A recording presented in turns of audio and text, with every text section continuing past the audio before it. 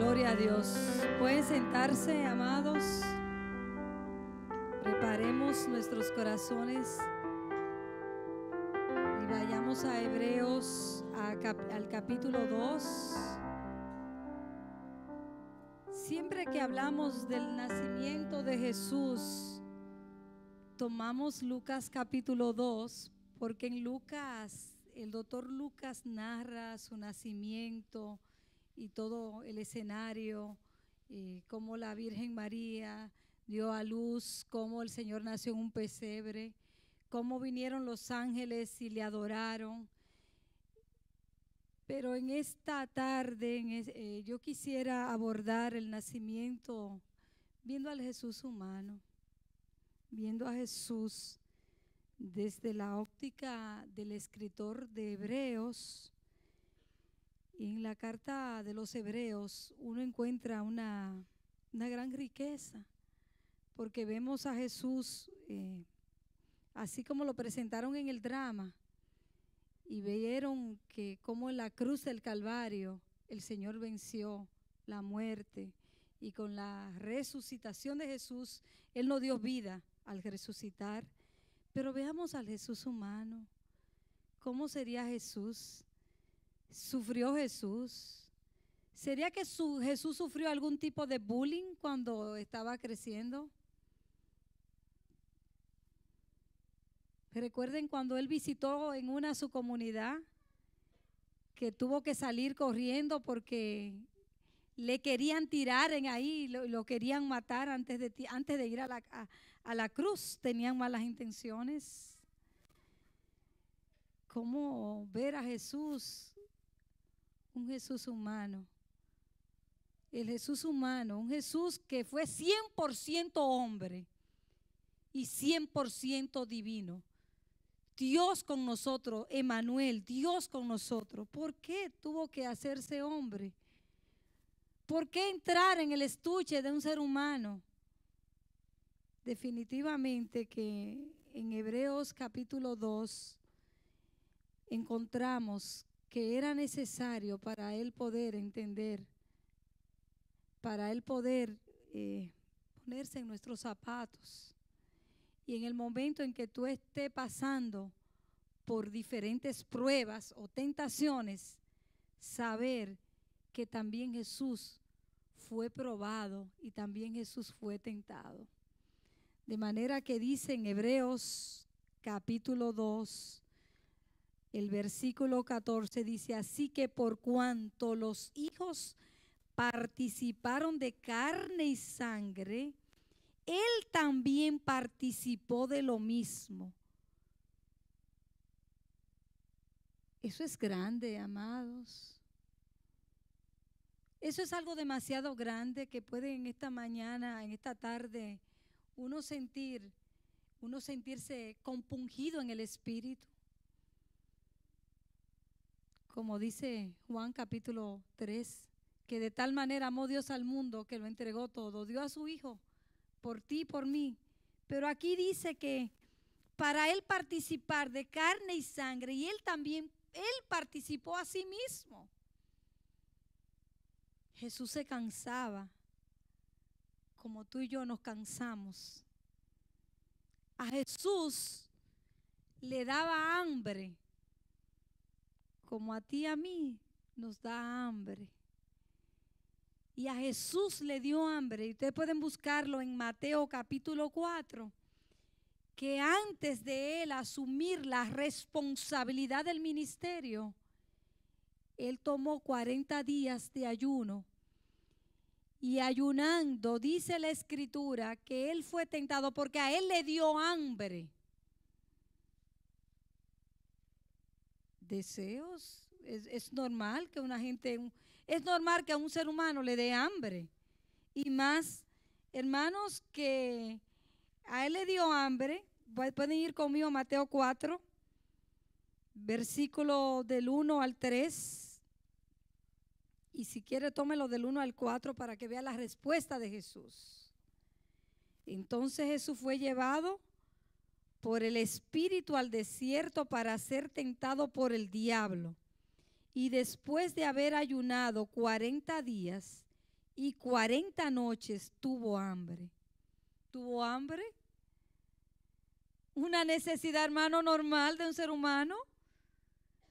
Usted se levanta, si usted no ha programado un ayuno, lo primero que usted quiere es un cafecito, un té y decir, déjame yo irme preparando porque me toca un día de trabajo. Al Señor aquí le dio hambre, pero justo en el momento en que se le presentó la necesidad, también se le presentó ese personaje, el diablo, el tentador, porque dice que vino el tentador y le dijo, vino el tentador en este 24 de diciembre y te dice, toma un poquito de whisky. Y te dice, toma otra copa de whisky. Y te dice, toma otro poquito de whisky. Y también te dice, toma un poco más hasta que pierda el juicio. Hasta que puedan tus hijos ver tu desnudez espiritual. Aquí vemos que le dice, y vino el tentador y le dijo, sí, tú no eres el Hijo de Dios. Si tú eres Hijo de Dios, dile que a estas piedras se conviertan en pan. Cuando te llegue la tentación para hacer lo indebido, ¿vas a ceder? ¿Vas a ceder? Usted sabe que hay dos cosas grandes en este mundo por las cuales todo ser humano, mira, puede ser a veces el impío más grande, tiene temor. Y una de ellas es la muerte.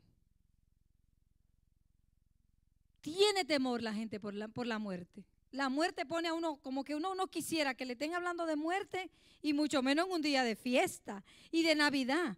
Pero resulta que el celebrar el nacimiento de Jesucristo es un nacimiento que da vida porque de ella dependemos todos nosotros. Y ahora vemos que dice la Escritura que el Señor fue tentado, que se le aparece el enemigo y le dice, tú no eres hijo de Dios, conviértete en pan. Ahora, ¿de qué manera le responde Dios? Dios hombre le responde en base a Deuteronomio 8, tomó el Antiguo Testamento y le dijo, mira, no solo del pan vivirá el hombre, sino de toda palabra que sale de la boca de Dios. Tú lo que me estás ofreciendo es que yo cometa un poquito de adulterio. Realmente yo no voy a exponer mi vida para un poquito de adulterio o mucho adulterio. Tú me estás ofreciendo un ambiente contaminado. Yo no tengo por qué ceder las tentaciones del enemigo. Yo quiero que usted tome esta lectura de Mateo capítulo 4 y la conecte con el pensamiento del escritor de Hebreos, porque el escritor de Hebreos lo que quiere decirnos es que Él se hizo igual a nosotros. Él participó de sí mismo, pero lo hizo con el propósito de destruir por medio de la muerte al que tenía el imperio de la muerte. Esto es al diablo. Pero es un regalo precioso la salvación. La redención de nuestro pecado es el regalo más grande que Dios nos ha dado. Aquí dice que por medio de su muerte, hermanos, nosotros recibimos vida. Él pudo vencer. Si sigues leyendo, dice, y librar a todos los que por el temor de la muerte estaban durante toda la vida sujetos a servidumbre. Yo vuelvo y digo, hay dos cosas que uno teme. Uno le teme a la muerte y uno teme a ese estado de culpabilidad que provoca el pecado. ¿Usted sabe lo que es el pecado? El pecado, dice la Biblia, que Dios aborrece lo mal hecho. Dios aborrece el pecado. Dios ama al pecador, pero aborrece al pecado. Ahora aquí habla, hermanos, que el propósito del Señor era librarnos del temor de la muerte y de aquellos que estaban en servidumbre. Es que el pecado convierte al ser humano en esclavo de su propio pecado. Lo convierte en esclavo, hermanos. Pero vemos que el propósito de ver a Jesús y ver al Jesús humano no es simplemente decir, Qué bello que nació de la Virgen María. Qué hermoso que dice la Escritura en Lucas capítulo 2 que no hubo un lugar para Jesús. Como ahora podemos decir en la sociedad de hoy. Hoy no hay un lugar para Jesús. Hoy hay quizá un rinconcito pequeño porque está todo ocupado. Yo no sé qué es lo que te tiene ocupado tu corazón. Porque aún lo más grande que Dios te ha dado en este mundo, sean cosas materiales, sean las bendiciones de la familia, no se compara con el amor eterno de Jesucristo que murió en la cruz del Calvario. Es incomparable ese amor. Porque ciertamente Dios no vino a salvar a los ángeles, no vino a socorrer a los ángeles, sino que socorrió a la descendencia de Abraham. Quiero aclararle que aquí se refiere a todo aquel que ha creído en Jesús como su único y suficiente Salvador. Quiero decirle que se refiere a aquellos hermanos que se comportan como se comportó Abraham, que dice la Escritura, creyó a Abraham y le fue contado. ¿Creyó a Abraham y le fue contado? ¿Sería que Abraham fue perfecto? No, fue que Abraham le creyó a Dios.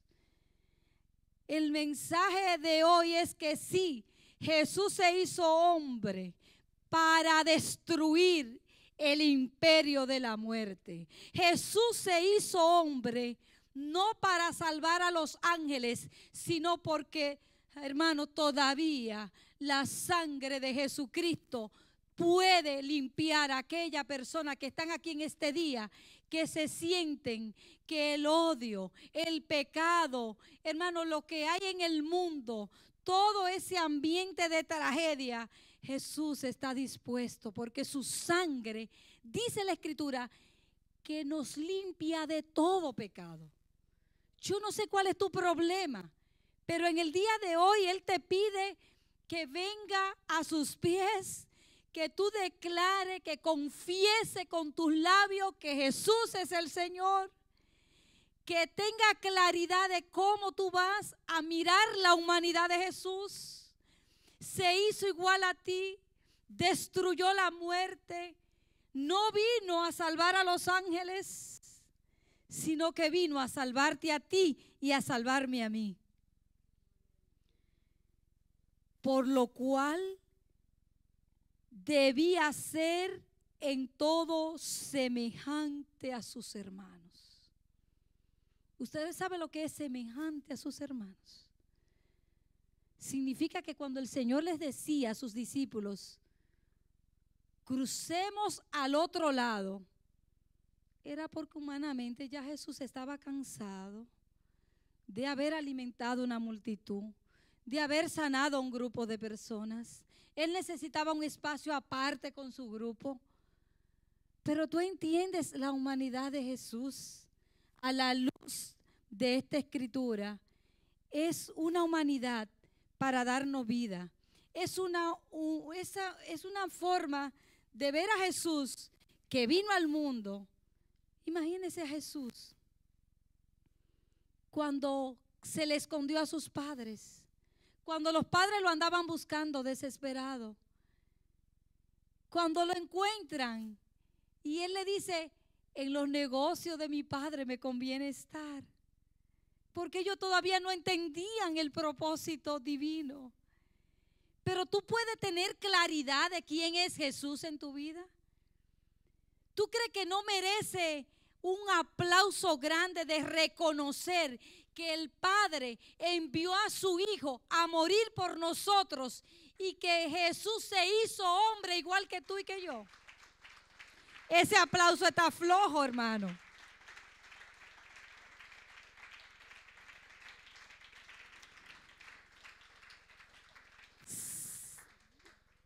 Por lo cual debía ser en todo semejante a sus hermanos. En el momento en que tú sientes que estás frustrada o estás desilusionado o tienes problemas, el Señor ya padece, ya el Señor sabe lo que es sentirse frustrado. En el momento en que tú has estado enfermo y has estado al punto de la muerte, ya el Señor ha padecido ese tipo de sufrimiento. Pero yo quiero recordarte el Salmo 32 que dice: bienaventurado es aquel que el Señor perdona sus pecados. ¿Quiénes son los felices? ¿Qué contraste con la felicidad de hoy? ¿Cuál es el desafío, jóvenes de 15, de 20, de 25, aún los jóvenes de 40 años? ¿Cuál es el desafío que estamos teniendo en esta sociedad? Que la sociedad de hoy está confundiendo de lo que es la verdadera felicidad. Porque la verdadera felicidad no es el ego humano. La verdadera felicidad no es convertir tu cuerpo en tu Dios. La verdadera felicidad es aquella que usted le encuentra en el Sermón del Monte, cuando Jesús sí dio una narrativa de quiénes eran los felices. Aquellos misericordiosos, aquellos que están dispuestos en esta Navidad a compartir su pan con un hambriento. Aquel que va a invitar a su casa a alguien que sabe que no le puede esa persona invitar. Es doloroso. En la noticia hoy, en el Globe and Mail, aparecía un escenario donde dice que en Vancouver ya hay seniors que prefieren que le pongan la inyección del suicidio, de morir. ¿Por qué? Porque hay una crisis de vivienda. Mientras leí esa noticia y leía Hebreos, me preguntaba a mí mismo, verdaderamente, que el que tiene a Jesús, mira, aunque viva debajo de un puente, lo tiene todo. Crisis sociales. ¿Cómo? ¿Que aquí en Canadá? Sí. Ahí usted lo puede buscar. Personas adultas mayores ya no tienen un shelter para poder vivir sus últimos años y muchos ya desean morir. La pregunta que nosotros nos hacemos, y yo vuelvo, ¿cuál sería el mensaje? ¿Con qué yo me quedo en el mensaje en este día? Al hablar del nacimiento de Cristo, yo me quedo que Jesús quiere quitarte la culpabilidad del pecado. Que Jesús quiere pasarte de muerte a vida. Que apreciemos que dice la Escritura que Él participó con nosotros. Él se hizo hombre.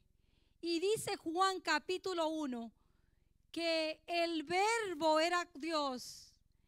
Hermano, y el verbo estaba desde el principio. Y dice la Escritura que el verbo, hermano, se hizo Dios y habitó entre nosotros. Y lo vemos, hermano, como esa luz. Jesús es esa luz. Y ahí dice, y la luz resplandece sobre las tinieblas. Las tinieblas pueden ser tan fuertes que usted puede estar como un ciego que no sabe por dónde caminar, por dónde andar. Pero yo quiero decirte que si Jesús entra a tu vida en este día, tú puedes estar seguro que dándole la oportunidad a Jesús, alguna lucecita va a llegar y una luz grande va a llegar si tú le abres el corazón a Jesús. ¿Por qué la luz?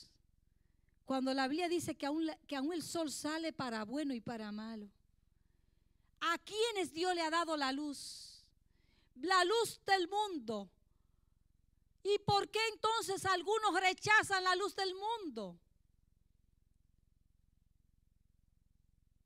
¿Usted sabe por qué muchos le cuesta sentarse y oyeron a un mensaje aunque sea de media hora? Porque tienen miedo de que sus obras sean expuestas. Y lo que hacen es que huyen ante la luz. Porque a la hora que la luz nos expone a nosotros, lo que va es a decirnos nuestra condición de pecado.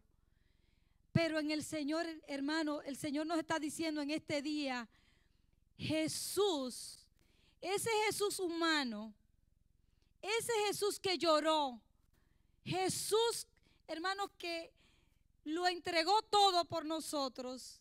Él es el autor y consumador de nuestra salvación. Él está dispuesto a entrar a tu corazón, penetrar, si tú le das la oportunidad de que penetres en este día. Yo quiero concluir este mensaje con lo que dicen los próximos versículos.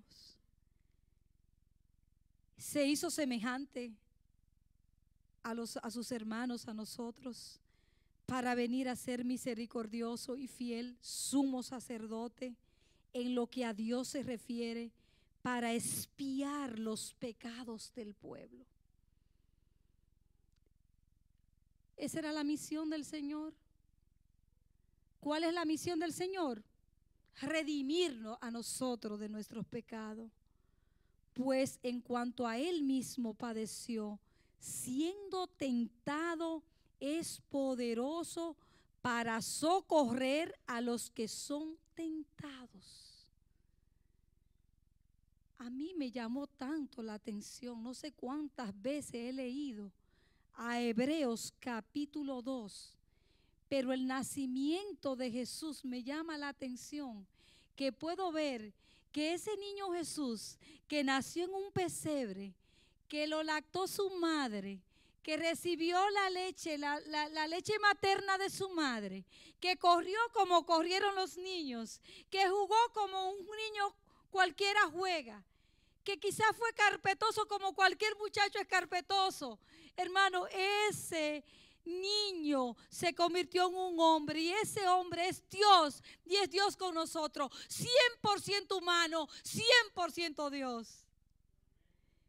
¿Por qué lo hizo? Para mostrarnos misericordia, para ser misericordioso, que cuando tú llegues a tu casa sepa tu comportamiento y no ser un grosero o una grosera en la forma de hablarle a tu miembro de la familia. Ser misericordioso en ver y ayudar a la persona que está en necesidad. ¿Por qué vino al mundo? Porque Él pagó el precio. Jesús pagó el precio por ti y por mí. Y fue un precio de sangre en la cruz del Calvario. Qué mensaje tan poderoso saber que si tú y yo estamos pasando por algún tipo de tentación, Dios puede librarnos de esa tentación. Y si tú y yo estamos pasando por algún tipo de prueba, Dios puede librarnos de esa prueba. Yo quiero que te pongas de pie y oiga los siguientes versículos, porque hubo un momento que Felipe quería ver al Padre. Y el Señor le dijo a Felipe, pero ¿y tú no me ves a mí? Pero yo estoy contigo. Fue el Padre que me mandó. El Padre y yo somos uno. Este fue un trabajo en equipo. Y eso es lo que me gusta del Padre, Hijo y del Espíritu Santo. Y no hay otra forma que la iglesia no camine sino en un trabajo en equipo. Y cualquiera que sea parte de esa forma de pensar, hay problemas. Aún en el Génesis usted ve al Padre, al Hijo y al Espíritu Santo. Dice, dice que el Espíritu se movía en la faz de la tierra. Felipe, pero ¿cuántas veces tú me ves? ¿Y cómo es que tú no ves? ¿Qué quieres? Tú me estás mirando. El Padre me envió a mí. Tranquilo, mírame, soy yo. Pero también llama mucho la atención la forma en que el apóstol Pablo presenta las tentaciones. Porque dice, yo no, ¿sabe qué? No le ha venido ninguna prueba o tentación que ustedes no la puedan soportar. Ustedes pueden superarla, ustedes pueden superar ese problema que ustedes están teniendo. Muchas veces el problema es de odio, de rencor y de ira, hermanos. Y la Biblia dice, no traiga tu ofrenda al altar si tú no vayas, arregla el problema que tú tienes en tu casa. Porque si en tu casa tú tienes un problema, no venga, no, dice, ve, resuelve. Pero ¿de qué forma? ¿De qué forma es que el Señor quiere que resuelva? ¿Tú crees que tu problema es el único grande? Yo quiero repetirte lo que dice Pablo, que no ha venido ninguna tentación que no sea humana, pero fiel es Dios, que os dejará ser tentado, que no va a dejarlo a ser tentado más de lo que podéis resistir, sino que también dará juntamente con la tentación la salida para que tú puedas soportar. En otras palabras, si te ve tentado a hacer lo indebido, bueno, ahí mismo va a haber recursos para que tú no lo hagas. Resístelo. Resiste al diablo y de nosotros huirá. ¿Cómo? Usted me está diciendo eso. Y hoy es el nacimiento háblame del nacimiento de Jesús. Pero el nacimiento de Jesús tiene que asumirse con responsabilidad. ¿Cuál es nuestra responsabilidad, hermanos?